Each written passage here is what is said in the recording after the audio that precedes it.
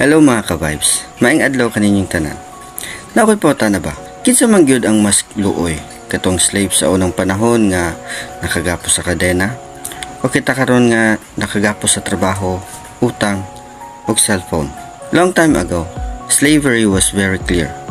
People were treated like property.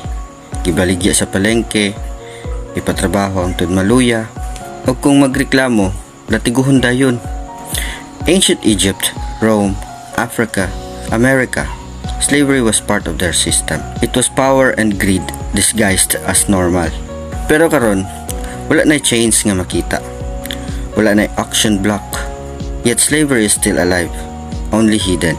Modern slavery exists sa mga factory nga walay hustong sweldo, sa mga domestic helpers nga gipugos og trabaho nga murag makina, ug sa mga bata nga walay choice kundi magtrabaho imbis nga magskwela. Pero dili lang sila. Kita pod, slaves in small ways. Slaves sa overtime nga murag forever contract. Slaves sa utang, slaves sa cellphone nga bisag walay load, mangita gyud og wifi para makascroll. Ug ang pinakaluoy, slaves sa like og heart react. Before, slavery was about chains sa lawas. Now, it's about chains sa huna-huna ug kasing-kasing. If we don't learn to say enough, we become slaves to work, stress, ug opinion sa uban. True freedom doesn't start outside. It begins inside.